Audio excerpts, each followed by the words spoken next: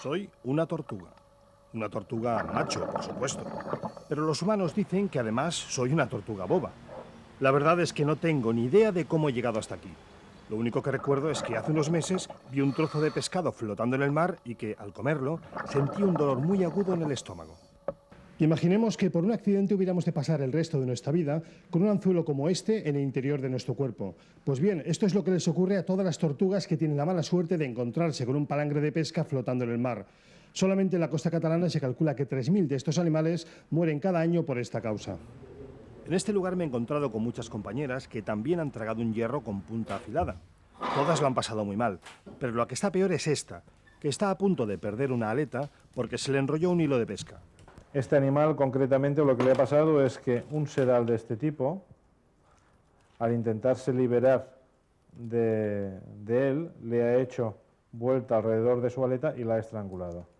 La situación es crítica porque cuando nos lo han traído hoy, lo han traído ya un animal depauperado, que lleva mucho tiempo con esta lesión, con esta infección, avanzándole, y entonces está deshidratado, con un estado séptico muy grave. Este es el anzuelo típico de palangre que normalmente se extrae a estos animales.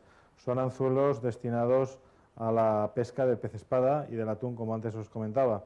Este es el anzuelo mayor, como podéis ver es realmente importante compararlo con el tamaño del animal. También he oído decir que solo en los meses de verano han pasado por aquí un centenar de tortugas. Pero yo he visto como otras muchas mueren solas en el mar sin que nadie se dé cuenta. Esta mañana ha pasado algo fuera de lo normal. Ha venido un montón de gente, nos han metido en unas cajas y nos han llevado al mar. Dicen que nos van a soltar y que hasta vamos a salir por la tele. Desde aquí ya puedo oír el sonido de las olas rompiendo en la playa y me muero de ganas por volver a sumergirme en la profundidad de mi mar Mediterráneo. La gente aplaude y parece muy contenta. Y yo, que estoy más contenta que nadie, aplaudo todavía más fuerte. A estos humanos no hay quien los entienda. Primero ponen anzuelos en el mar y luego se pasan un año curándome las heridas para volver a soltarme al agua. ¿No sería más fácil dejar de poner tantos anzuelos? Para que luego digan que las bobas somos nosotras.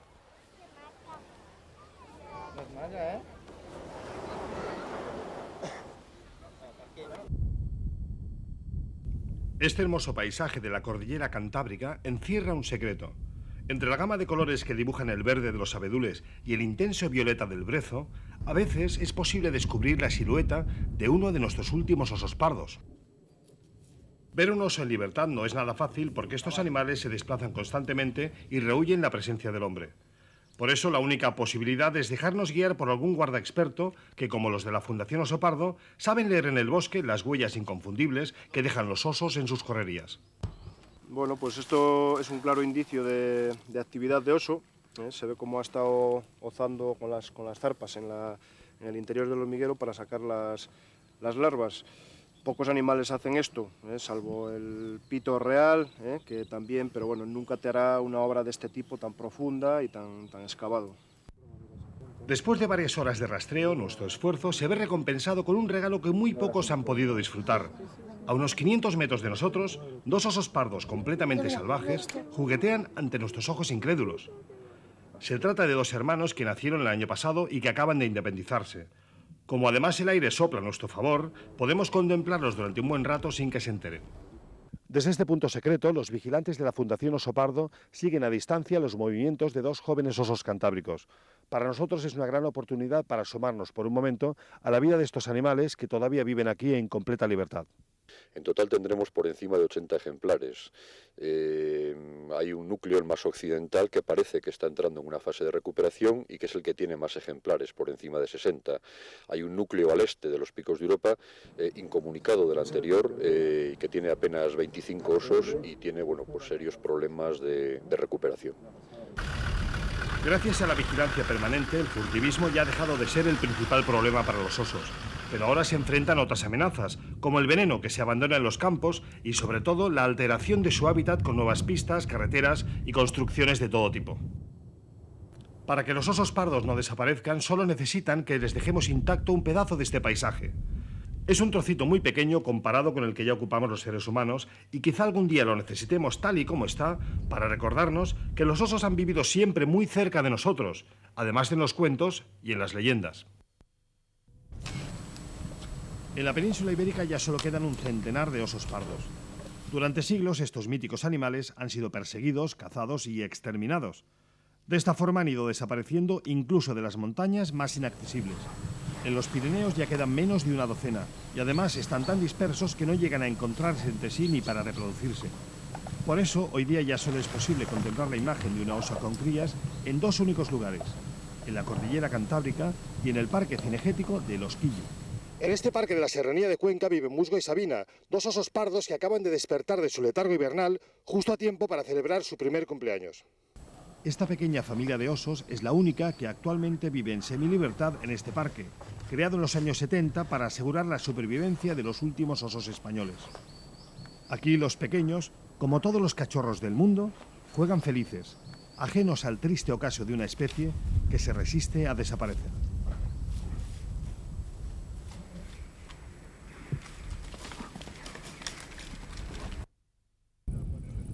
Manel Pumarol se ha pasado los 10 últimos años de su vida encaramándose a los tejados para instalar antenas, pero no antenas parabólicas, sino para seguir los movimientos de unas pequeñas rapaces que tienen un nombre muy raro.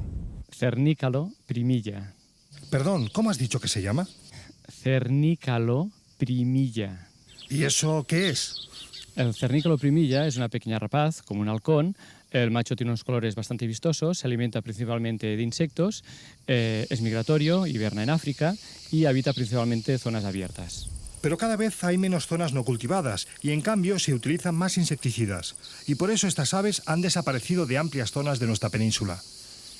En Cataluña llegó a extinguirse por completo y desde entonces Manel ha dedicado más de 12.000 horas a recorrer tejados de casas abandonadas para buscar lugares idóneos donde instalar nidos artificiales. Esta sencilla vasija de barro ha demostrado ser el mejor método para introducir rapaces nacidas en cautividad en la naturaleza. La técnica, que se conoce como hacking, está inspirada en tratados de cetrería medievales y su eficacia es muy superior a todos los métodos empleados hasta ahora. El método hacking es un método utilizado principalmente con rapaces, en el cual consiste en coger el pollo de la especie que queremos reintroducir, colocarlo en un nido artificial a una edad en la cual ya puede comer, desgarrar las presas, pero aún no puede volar. Entonces se coloca en el nido y nosotros diariamente le hemos de aportar el alimento. Si todo va bien, los jóvenes cernícalos llegarán a volar y regresarán cada año al mismo lugar para criar normalmente. Pero la cosa no siempre es tan sencilla, porque muchos huevos resultan infértiles o se los comen los depredadores. Así que se hizo necesario controlar una por una todas las puestas, anillar todos los pollos que nacían y colocar antenas emisoras a los adultos para saber cuántos logran sobrevivir. De esta forma han podido saber que ya hay más de 80 parejas establecidas. Pero al final todo esfuerzo tiene su fruto. Y al cabo de 2 semanas hemos podido ver los primeros pasos vacilantes de 2 de los polluelos nacidos este año, que ajenos a los esfuerzos por la conservación de su especie, contemplan, maravillados, su primera puesta de sol.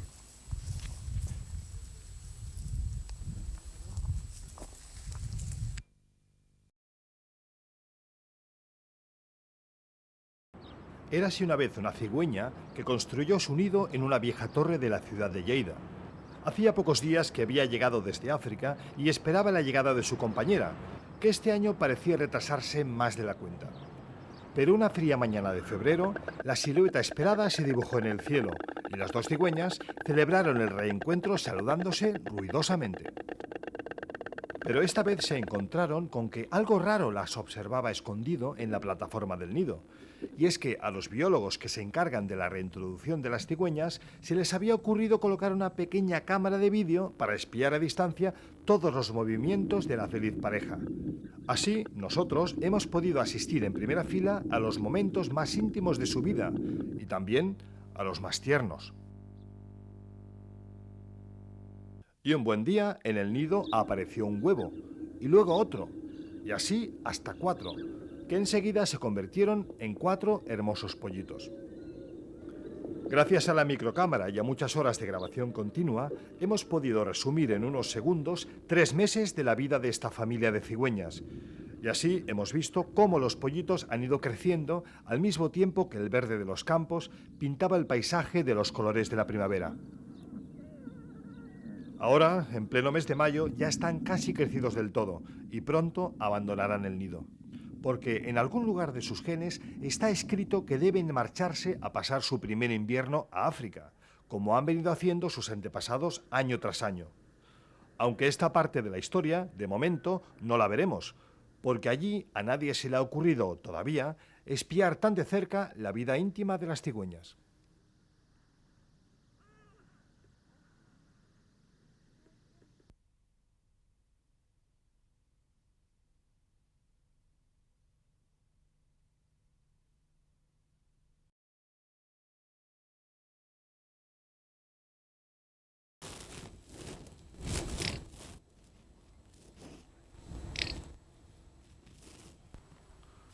Los sisones son unas curiosas aves esteparias que marcan su territorio con unos extraños sonidos que para nosotros no significan nada, pero si pudiéramos comprender su significado, seguramente se parecería mucho a esto.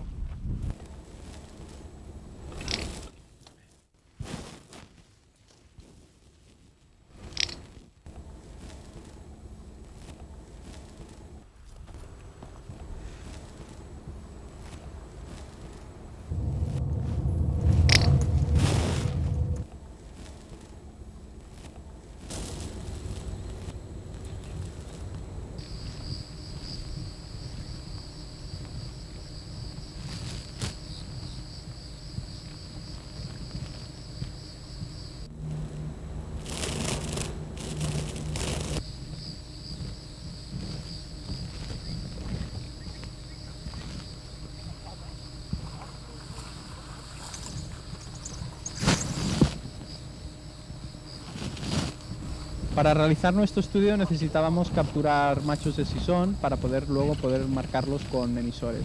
Por eso optamos, al encontrar este animal muerto en una carretera por una colisión en un coche, optamos para disecarlo y utilizarlo en las capturas.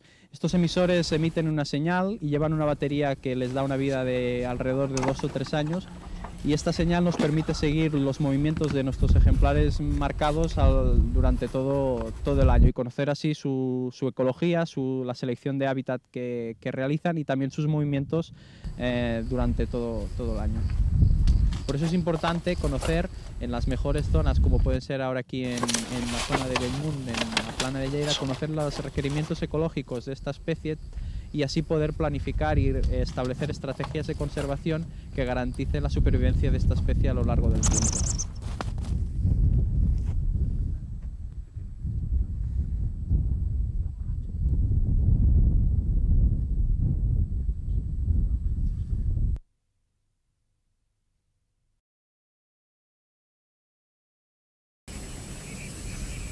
Si este fin de semana nos acercamos a visitar el delta del Ebro, podremos observar hasta 180.000 aves migratorias que pasan aquí el invierno. Solamente de esta especie, que se llama pato colorado, se han contado más de 10.000. El delta del Ebro es la zona húmeda más importante de la península ibérica después del Parque Nacional de Doñana. Aquí se concentran durante el invierno miles de aves migratorias que vienen de los países del norte y centro de Europa. Desde que en 1983 este antiguo refugio de caza pasó a ser parque natural, no ha dejado de aumentar cada año el número de aves hibernantes. Antes solo descansaban aquí unos días en su viaje hacia el sur, pero ahora se quedan a pasar todo el invierno. Y es que ya no quedan demasiadas zonas húmedas en nuestro litoral mediterráneo donde estas aves puedan encontrar protección y alimento.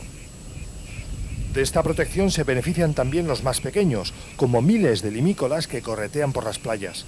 Y los más grandes, como los flamencos, que no criaban aquí desde la Edad Media, pero que desde el año 94 vuelven a nidificar en el delta del Ebro.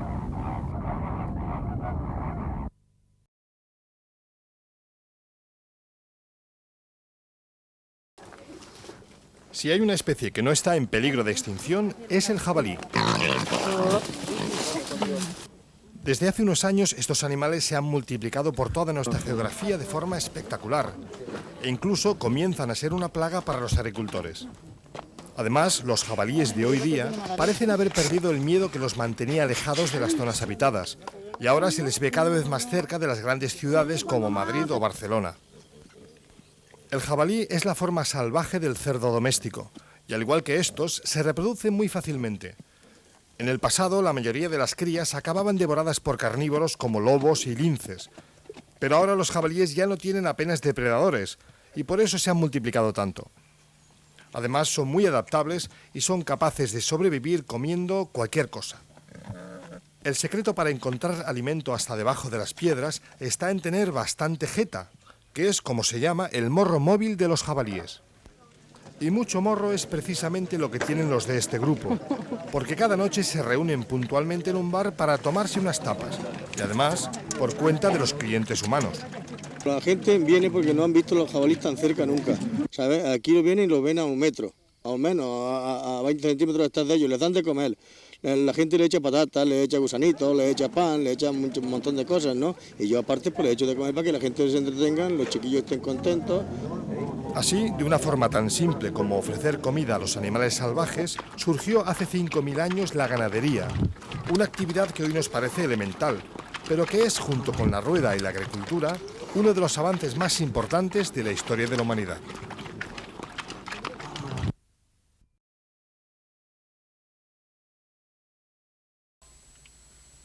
Todavía podemos considerar que esta imagen es algo excepcional. Se trata de un elanio azul, una bonita ave rapaz africana que un buen día decidió hacer un poco de turismo intercontinental. No estamos en un safari en medio de la sabana africana, y sin embargo, estamos observando un ave más propia de Kenia o de Tanzania que de nuestras latitudes. El elanio azul es una rapaz que parece haber decidido venir a vivir entre nosotros, y muy pronto llegará a ser un habitante más de la fauna ibérica. Esta ave ha encontrado en los encinares del sur de la península el posadero perfecto para lanzarse al vuelo y buscar desde el aire los ratones y musarañas que hasta ahora eran el plato preferido del cernícalo vulgar. En toda la zona de Cabañero tenemos pues herbazales altos que se parecen, aunque sea solamente en su parecido paisajístico, a la sabana africana. Entonces este animal se está expandiendo aquí en Cabañero de tal forma que en este momento empieza a ser casi tan abundante como el propio cernícalo. Así que, si queremos ahorrarnos el viaje a África, basta con acercarnos a Cabañeros, porque allí son estas aves las que vienen a visitar los hermosos paisajes de nuestra península.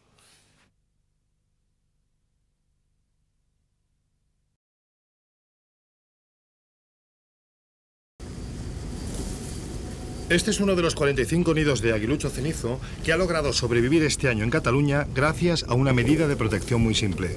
Cada agricultor recibe 55.000 pesetas por dejar de cosechar media hectárea del terreno donde se localiza un nido. Estos 3 pollitos de aguilucho cenizo tienen apenas 10 días y todavía necesitarán otros 20 para poder volar. Sin embargo, el campo de cebada donde nidifican ya está maduro y las máquinas pronto entrarán para iniciar la cosecha. Así es como terminaban los nidos de esta especie antes de tomar las medidas de protección. Las cosechadoras se llevaban por delante todos los pollos hasta el punto de que, hace 10 años, solo quedaban 2 nidos de esta especie en Cataluña.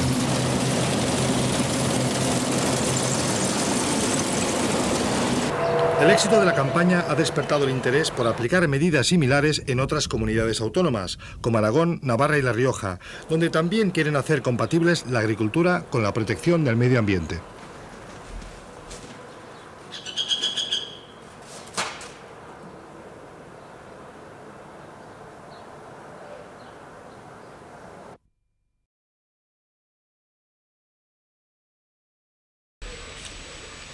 De los muchos tópicos que se cuentan sobre el otoño, el de la caída de la hoja es el más conocido.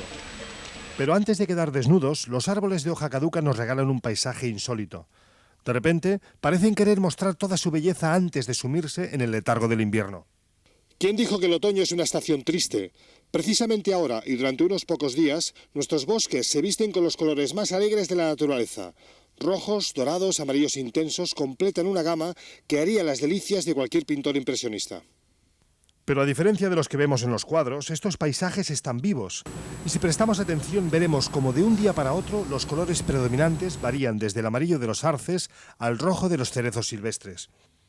El fenómeno es tan breve que a los que vivimos en las ciudades nos suele pasar desapercibido. Y sin embargo, se trata de un regalo exclusivo que la naturaleza nos hace a los habitantes de las zonas templadas del planeta. Hay otras regiones del mundo donde no hay, el paisaje no pasa por las 4 estaciones del año, pasan una estación seca, una estación de lluvias. Aquí la posibilidad de vivir las 4 estaciones nos permite contemplar la variedad de colores, sobre todo en el otoño. Antes de una semana el color de los bosques se irá apagando y las hojas secas serán arrastradas por el agua, el viento, la lluvia y las primeras nieves. Y enseguida se habrá terminado el último otoño del milenio, que por cierto no tendrá nada de particular, porque seguramente no habrá sido más hermoso que todos los que ha conocido nuestro planeta a lo largo de su historia.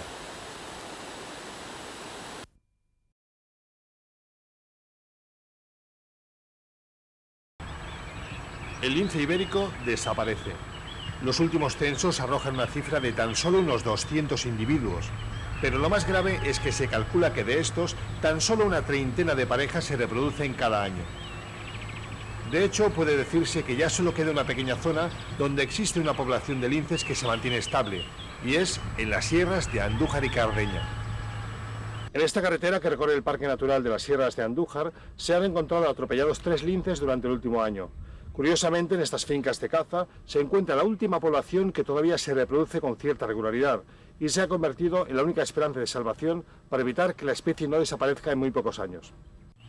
La principal causa del dramático declive del lince es la escasez de conejos, diezmados por la mixomatosis y por la fiebre vírica hemorrágica. Pero también caen linces en trampas que se colocan para otros animales como el zorro. Por eso la Unión Europea ha solicitado a España que se prohíban este tipo de trampas, porque cada lince que muere por cualquier causa es una pérdida irreparable que coloca a esta especie más cerca de la extinción definitiva. Por eso los biólogos que estudian el lince llevaban años tratando de encontrar un sistema fiable para saber cuántos linces quedan. Hasta ahora solo tenían indicios por las huellas y observaciones esporádicas, pero alguien tuvo una idea tan sencilla como deslumbrante. Unas cámaras compactas van conectadas a una plancha de manera que cuando el animal pisa aquí se dispara una fotografía. Una fotografía es un dato irrefutable, no es un dato que se pueda poner en duda. Y hasta el momento nos ha permitido saber bastante de los animales que hemos ido fotografiando, no solamente quién es cada uno, sino incluso su sexo, su edad, en algunos casos su estatus social. Les hemos ido dando nombre, en fin, llegamos a tener mucha intimidad con algunos de estos animales sin haberles tocado y sin que ellos se den cuenta hasta qué punto nos metemos en su vida. Una vez colocada la cámara, solo hay que esperar 1 o 2 semanas hasta que el animal acierte a pasar por allí. Todo este montaje podemos seguirlo gracias a una cámara infrarroja y a muchas noches grabando sin parar. Pero finalmente podemos ver lo nunca visto, un macho de lince salvaje campeando por su territorio. Es una visión fugaz, así que la próxima vez esperamos que tenga más ganas de hacerse una foto. Aquí lo tenemos de nuevo, y ¡zas! A pesar del susto que se lleva, la información contenida en la fotografía permitirá a los biólogos saber que se trata de un macho nuevo en la zona y del que hasta ahora no tenían noticias. Otras cámaras colocadas en distintas zonas del parque también han comenzado a aportar valiosos documentos sobre los linces de Doñana. Además, resulta fácil identificarlos, porque cada uno tiene un diseño de manchas exclusivo, algo así como nuestras huellas dactilares. Todos estos datos servirán para planificar una estrategia de conservación para salvar al lince ibérico de una extinción que parece anunciada. Porque hace solo 10 años quedaban unos 1000 ejemplares, y ahora se estima que apenas sobreviven la mitad. Si el descenso de la población continúa a este ritmo, no hace falta ser un lince para prever que no quedará ninguno en libertad dentro de 25 o 30 años.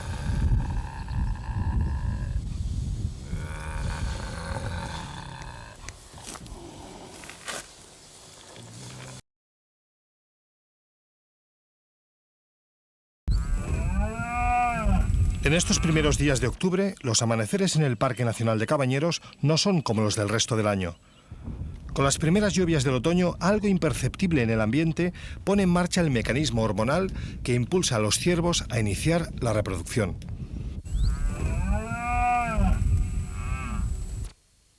Por eso los machos andan muy alterados proclamando con sus bramidos que todavía son los señores del bosque. Se trata de una competición por hacerse notar por todos los medios posibles, como este venado, que impregna a los arbustos con una sustancia olorosa que segrega por el lacrimal. Pero si decidimos visitar Cabañeros en esta época, podremos ver otras especies poco frecuentes en otros lugares. En esta época los visitantes vienen especialmente atraídos por la berrea, pero no solamente se puede ver la berrea del ciervo, sino que es una época de migración en la cual gran cantidad de especies van en paso otoñal hacia África y podemos ver desde pájaros tan interesantes como la tarabilla norteña, las collalbas y también especies más grandes como puede ser el elanio, una especie africana que está en extensión dentro del Parque Nacional, y el buitre negro, que aquí tiene su segundo núcleo de nidificación en todo el mundo. Esta elevada población de buitres subsiste sin problemas gracias a que hay muchos ciervos. Tan pronto como muere uno de estos animales, los buitres se encargan del cadáver en un par de horas. Pero en Cabañeros la historia de la vida y de la muerte no se detiene. Los machos más fuertes transmitirán sus genes a una próxima generación que pronto correteará en libertad escuchando la llamada de la naturaleza. Estamos escuchando la voz de nuestros montes a principios del otoño. Desde hace unos días los ciervos han entrado en celo y por eso se pasan toda la tarde y la noche berreando y marcando su territorio como lo han hecho desde tiempos prehistóricos. La berrea de los ciervos es uno de los fenómenos más espectaculares que todavía pueden contemplarse en la naturaleza.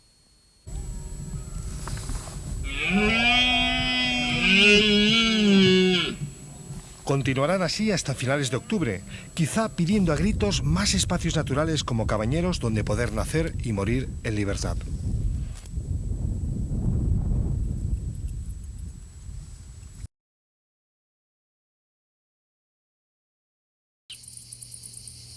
No se trata de un personaje de la última entrega de La Guerra de las Galaxias, sino de uno de los pocos camaleones que aún viven en la península ibérica. Y como buen camaleón, procura no llamar la atención, porque de su habilidad para pasar desapercibido depende que consiga o no el saltamontes de cada día. Pero en verano los camaleones tienen otro motivo para estarse más quietos que nunca, y es que su último refugio en las zonas costeras de Andalucía se llenan estos meses de turistas, y algunos no resisten la tentación de llevarse a casa un animal tan curioso, pese a tratarse de una especie protegida. Sus poblaciones están en continuo retroceso y una de las causas de ello, uno de los principales motivos de amenaza de esta especie, es su carácter apacible y inofensivo, que como se puede ver son animales que son fácilmente capturables por el público, y la gente normalmente veraneante lo capturan y lo sacan de sus zonas de origen para mantenerlos en cautividad. Los camaleones solo se alimentan de presas vivas y por eso casi nunca sobreviven en cautividad. Así que si este verano encontramos alguno, lo mejor que podemos hacer es dejarlo en paz. En todo caso, contemplarlo durante un rato y luego dejarlo tranquilo, por muy colgado que nos parezca.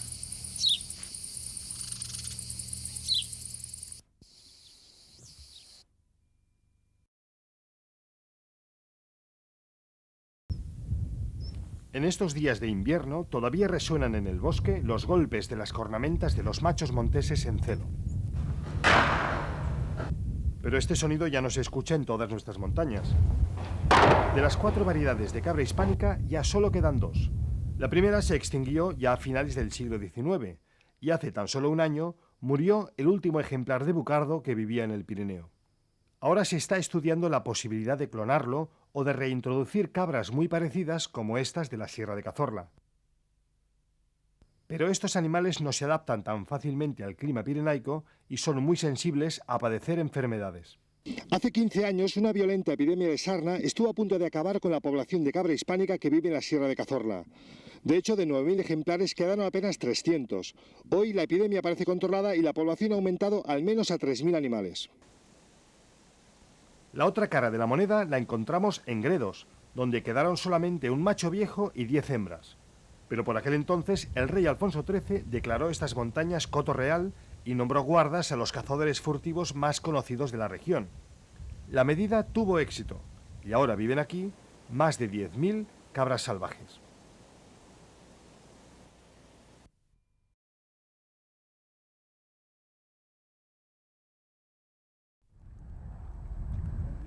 La fuente que guarda el secreto de la inmortalidad existe, pero por lo visto no está en las selvas de la Florida donde la buscó Diego Ponce de León, sino en un pequeño lago que hemos encontrado en la provincia de Girona. El lago de Espolla no es en realidad un lago, sino una consecuencia temporal del aumento del nivel freático del lago de Bañolas que está muy cerca de aquí. Este fenómeno se da muy raramente y solo dura unas semanas, por lo que está casi siempre seco. Y en estas condiciones no parece que pueda adaptarse a vivir de forma permanente animal alguno. ¿Ninguno? Pues no. Cuando el lago aflora, aparecen como de la nada estos diminutos crustáceos que se llaman Triops cancriformis, y que estos días aprovechan las crecidas del agua para dejar su puesta y luego, sencillamente, dejarse morir. Lo curioso es que llevan haciendo esto desde hace 200 millones de años, y así se han convertido en una de las especies vivas más antiguas de la Tierra. Estos triops van viviendo en el agua hasta que finalmente las aguas, cuando se van retirando, se van concentrando todos poquito a poco en los charcos que van quedando, hasta que finalmente mueren o se los comen algunos pájaros. Los triops parecen aceptar que la muerte forma parte del ciclo de la vida como algo inevitable, y por eso utilizan este factor a su favor. Cuando el lago desaparezca, todos los peces morirán, pero los huevos de los triops pueden permanecer latentes durante años hasta que un buen día el agua de la vida regrese. Por eso, en ningún lago de aguas permanentes del mundo existen triops, porque se los comen los peces. Aquí abajo los triops tienen un mundo de aguas limpias para ellos solos, con comida en abundancia y sin tener que preocuparse de que se los coma ningún pez. Así que por lo que parece su vida es corta pero bastante feliz. De esta forma han sobrevivido a los cambios climáticos de la historia de la Tierra desde el periodo Triásico y han asistido a la desaparición de muchas otras especies que, como los dinosaurios, ya tuvieron su oportunidad sobre la Tierra. Los triops descubrieron que la verdadera inmortalidad no se consigue cuando un individuo trata de vivir muchos años, sino aprovechando su corta vida para dejar la semilla de una nueva generación que florecerá algún día, sin que importe el tiempo que tenga que esperar enterrada en el barro.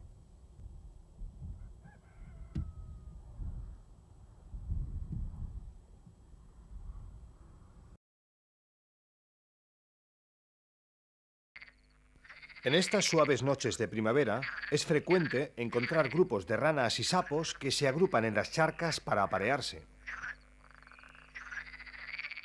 Pero los aficionados a pasear por el campo habrán notado que en los últimos años resulta cada vez más difícil encontrar grandes concentraciones de estos anfibios, sobre todo cerca de las zonas muy humanizadas. El problema es que esta disminución no se trata de un fenómeno local, sino de un misterioso declive que parece afectar a todos los anfibios de nuestro planeta. En los últimos 10 años han desaparecido sin causa aparente al menos 20 especies que vivían en distintos lugares del mundo. Las últimas investigaciones parecen confirmar que estos animales se adaptan muy mal a los recientes cambios que provoca el ser humano en el medio ambiente. Por ejemplo, se ha demostrado que la disminución de la capa de ozono conlleva un aumento de la radiación ultravioleta que disminuye su tasa de fertilidad. Además, ranas, sapos, tritones y salamandras están dotados de una piel extraordinariamente permeable y sensible a cualquier elemento tóxico disuelto en el agua, y son muy buenos indicadores de la calidad de las aguas, de la que depende también nuestra calidad de vida. La única diferencia es que ellos son mucho menos resistentes a las sustancias que diariamente bebemos, comemos e inhalamos. Por eso, la desaparición de los anfibios es un preocupante indicio de que seguramente también nosotros nos estamos envenenando en nuestro propio entorno, aunque sea más lentamente.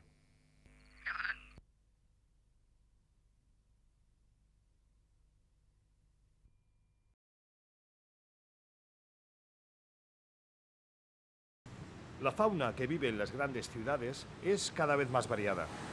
Además de las 180.000 palomas que viven en la ciudad de Barcelona, desde hace unos años se han instalado aquí otras especies mucho menos habituales, como cotorras argentinas e incluso halcones. Pero curiosamente, los peores enemigos de las palomas de Barcelona no son los halcones, sino las gaviotas. Los vecinos de este céntrico parque aseguran que han visto cómo las persiguen hasta darles caza y luego las devoran. Yo vengo aquí todos los días y he visto docenas de veces como las gaviotas cogen a las palomas enfermas y a los pichones y las picotean hasta comérselas. Las gaviotas patiamarillas llegaron a la ciudad desde una importante colonia que existe en las Islas Medas, a unos 100 kilómetros al norte de Barcelona. Enseguida aprendieron a alimentarse de restos de comida y basura, pero cuando fueron tan numerosas que ya no había alimento para todas, el hambre las hizo convertirse en depredadores. Y por si quedaba alguna duda, la elocuencia de esta imagen habla por sí sola.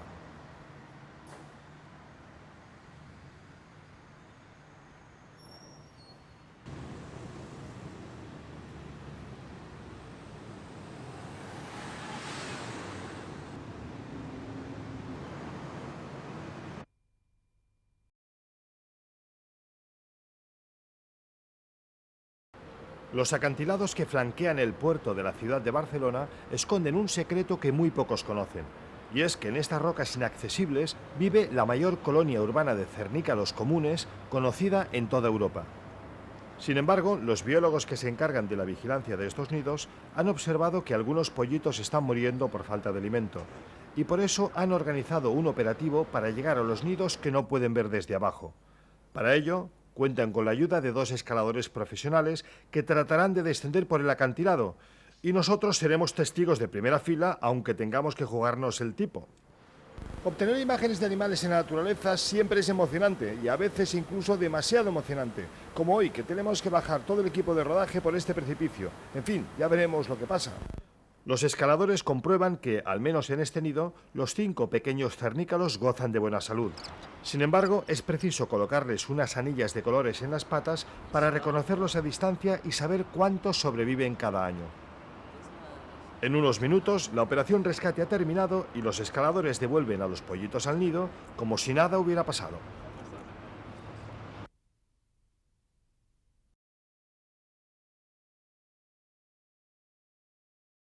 La historia de Caín y Abel tiene su réplica en la naturaleza. Desde hace tiempo se sospechaba que, en los nidos de quebrantahuesos y otras rapaces que normalmente ponen 2 huevos, el pollo que nace primero acaba por causar la muerte de su hermano. Por eso, los responsables del Grupo de Estudio y Protección del Quebrantahuesos han puesto en marcha un sistema muy innovador para descubrir los misterios que todavía envuelven el comportamiento reproductor de los quebrantahuesos. Durante el pasado invierno colocaron en un viejo nido una pequeña cámara de vídeo que emite una señal de radio. De esta forma, con una antena especial que está dentro de esta caja, es posible ver las imágenes que emite la cámara en directo hasta a 5 kilómetros de distancia. Estas imágenes que nos han cedido los responsables del proyecto, subvencionado por el Ministerio de Medio Ambiente, son un documento excepcional que han podido obtener tras muchas horas de observación continua. A los pocos días de nacer, el pollo más grande la emprende a picotazos con su hermano pequeño hasta matarlo. Este comportamiento se conoce en biología como cainismo, porque recuerda a la historia bíblica de Caín y Abel. Sin embargo, aunque parezca cruel, es un mecanismo de selección natural que ha permitido desde siempre sobrevivir a los quebrantahuesos en la naturaleza cuando falta el hueso de cada día, porque es mejor que sobreviva un pollo sano que 2 mal alimentados. Pero a partir del testimonio gráfico que hemos obtenido hemos visto que pueden nacer los 2 pollos, sobrevivir varios días, pero en menos de 5 días el pequeño moriría. Entonces abre las puertas a una posible intervención de cara al futuro de recuperar este segundo pollo y criarlo en cautividad. En este caso, la moderna tecnología se ha puesto al servicio de la conservación del medio ambiente y ha permitido descubrir importantes datos que ayudarán a corregir la baja tasa de natalidad de los quebrantahuesos, porque no hay que olvidar que, aunque sus poblaciones se están recuperando, todavía está en la lista de las especies más amenazadas del planeta, y que, junto con el lince ibérico, el águila imperial y el oso pardo, han encontrado en nuestra península su último refugio en toda Europa.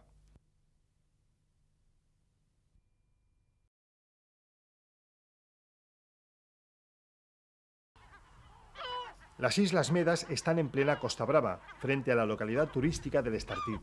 Pero aquí la especie dominante no son los humanos, sino las 10.000 parejas de gaviotas que han ocupado a sus anchas estos pequeños islotes y no dejan ni un palmo para otras especies. Además, ahora están en plena nidificación y no dudan en atacar a cualquiera que se acerque a molestarlas. Por eso, en estas condiciones, el uso del casco protector está recomendado para todos los visitantes. Como norma general, jamás debemos acercarnos a un nido con pollitos pequeños porque existe el peligro de que los padres los abandonen. Aunque en el caso de las gaviotas, el principal peligro está en recibir un buen picotazo en la cabeza si nos acercamos más de la cuenta. En las Islas Medas se encuentra la más alta densidad de nidos de gaviota por metro cuadrado y resulta fácil asistir al nacimiento de un encantador pollito de aspecto desvalido. Aunque no hay que olvidar que las gaviotas adultas se convierten en temibles depredadores que no permiten la supervivencia de otras especies y ocupan todo el espacio disponible para su propio uso. Más o menos como hacemos los humanos con el resto del planeta.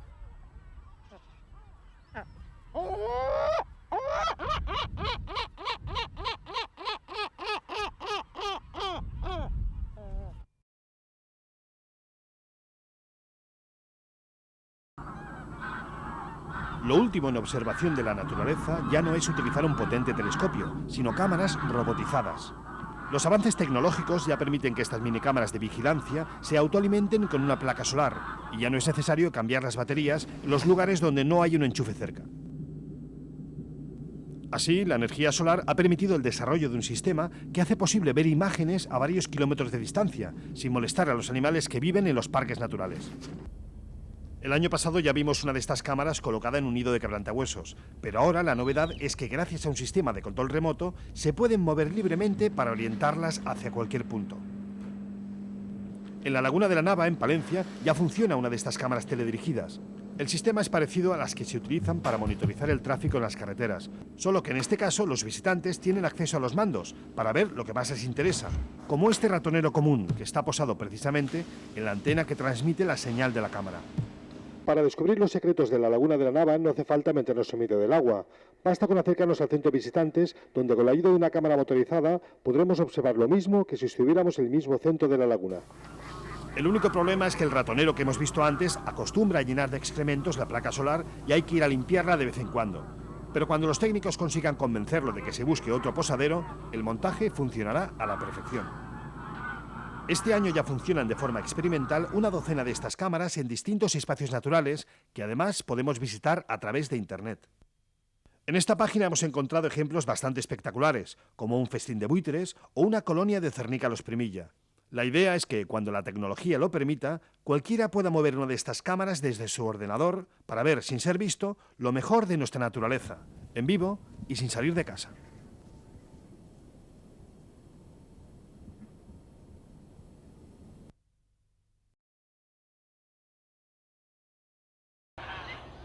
La Cañada de los Pájaros es un pequeño paraíso natural único en España.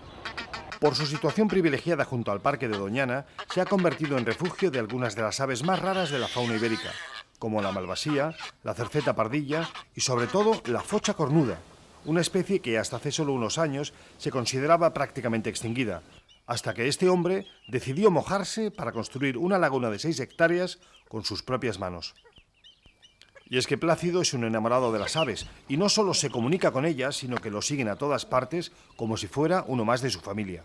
Lo primero que conoce el animal, pues eso es lo que sigue. Y en este caso, pues nosotros la hemos sacado, la estamos alimentando y todos los días le damos un paseo por la laguna y para que nos sigan tenemos que imitar o mal imitar su voz, ¿no? Entonces ellas nos siguen, ellas nos toman como sus padres. La Cañada de los Pájaros acaba de cumplir 10 años y en este tiempo han pasado por aquí más de 50.000 aves. Muchas regresan cada año a este mismo punto después de recorrer toda Europa. Y es que difícilmente encontrarán un lugar donde se sientan tan protegidas.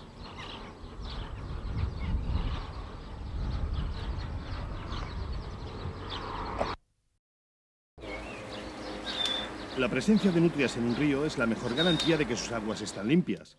Son lo que se llama bioindicadores naturales. La contaminación de las aguas y la caza furtiva fueron las causas del declive de esta especie que ya ha desaparecido de buena parte de nuestra península. La nutria en general en algunas partes de España pues ha desaparecido y en otras se mantiene. Por ejemplo, en Galicia se mantiene, en Asturias se mantiene, pero en Cataluña pues ha sido muy escasa. La nutria es, junto con el hombre, una de las pocas especies que juegan por pura diversión. Todavía no se sabe con certeza el motivo, pero basta observar una familia de estos simpáticos animales para darnos cuenta de que les gusta disfrutar de la vida.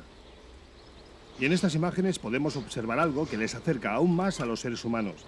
Y es que los padres obligan a sus pequeños a asistir a la escuela de natación a diario, aunque a los cachorros no les apetezca demasiado. Para ellas es la campaña más importante de su vida. Ninguna nutria sin saber nadar.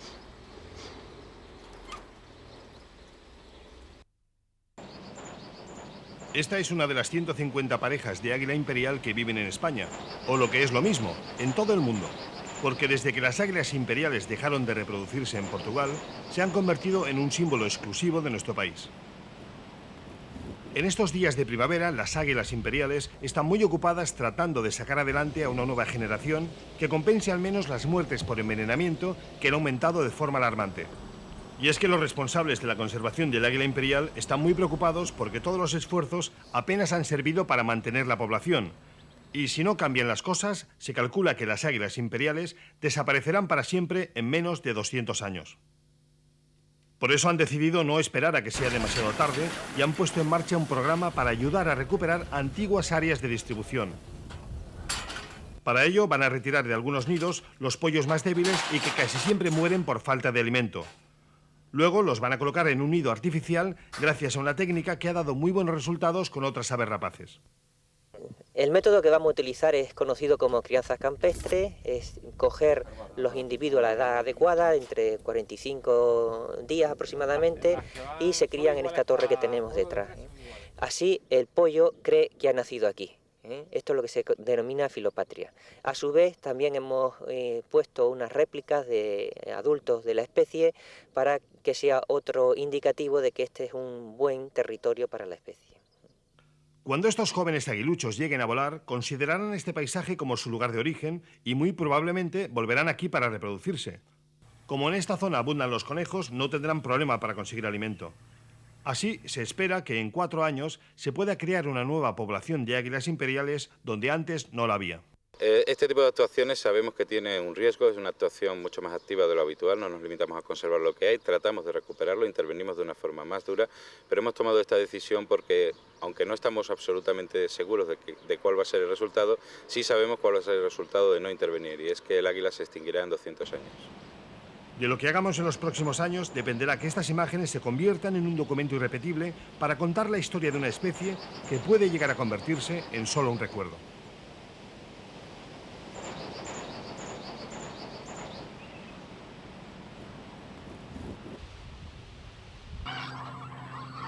El paisaje que rodea la laguna de Fuente de Piedra no tiene nada de particular, pero entre estos campos perdidos en el interior de la provincia de Málaga se ha refugiado desde siempre la mayor colonia de flamencos de Europa.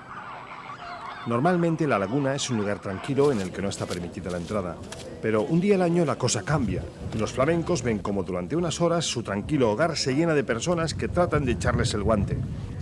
Sin embargo, la labor de los 400 voluntarios que este año han participado en el anillamiento es muy importante, porque permite capturar el mayor número de aves en el mínimo tiempo.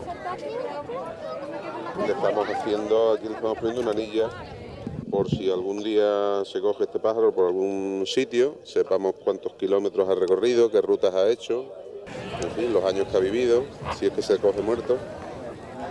Después de 3 horas de bastante ajetreo, la laguna recupera la tranquilidad. Y es ahora cuando empieza el trabajo silencioso de los biólogos que se encargan durante varios meses de leer a distancia las anillas, utilizando potentes telescopios. Normalmente yo empiezo desde aquí hasta allí y a barrer, y ir anotando todas las anillas, el sexo del pájaro en cuestión, el abdomen, la cantidad de grasa que pueda tener en el abdomen. Normalmente al principio de la temporada los vamos a ver así, indicando que está en mejor estado para poder soportar todo lo que es la época de reproducción, y en estos momentos nos los vamos a encontrar como mucho como en estado 3 o en 2 o incluso en 1, con el abdomen siendo mucho más cóncavo.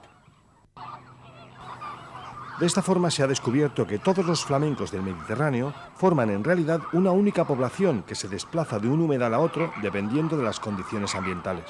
Además, se ha podido comprobar que las nuevas colonias de cría que se han establecido en Cerdeña y en el delta del Ebro tienen su origen en flamencos nacidos en Fuente de Piedra, donde este año han batido todos los récords. Durante este año, en la laguna de Fuente de Piedra han nidificado 15.000 parejas y estamos hablando de un total de 12.000 pollos que están comenzando a volar y a abandonar la laguna.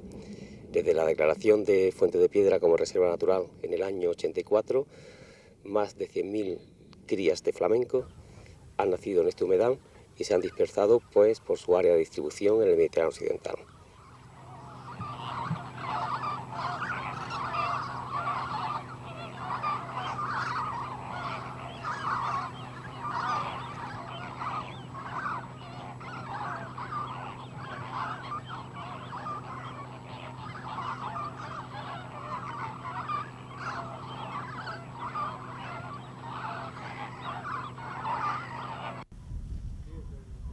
Los famosos monos de Gibraltar son los únicos simios que viven en estado salvaje en el continente europeo. Sin embargo, esta misma especie es bastante común en la otra orilla del estrecho, que desde aquí arriba se ve muy cercana. Que los macacos de Gibraltar llegaron desde Marruecos se da por seguro. Lo que no está tan claro es cuándo y cómo llegaron aquí. Hay quien dice que llevan en la roca miles de años, aunque esto parece poco probable porque no se han encontrado restos fósiles. Desde entonces, la administración local se ha encargado de suministrarles alimento, porque en estos acantilados no hay bastante comida para alimentar a los 200 macacos que viven actualmente.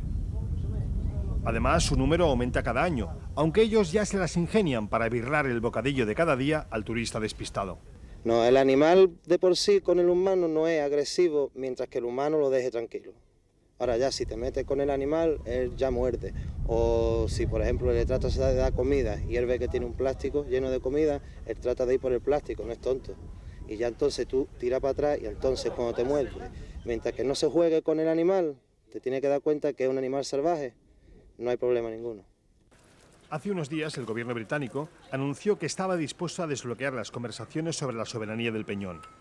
Sin embargo, según una antigua leyenda, Gibraltar solo dejará de ser colonia británica el día que desaparezca el último mono de la roca. Por si acaso, la administración local ya se encarga de que no les falte de nada y hasta les han montado un hospital. Aunque de momento, los monos prefieren no hacer declaraciones sobre el tema.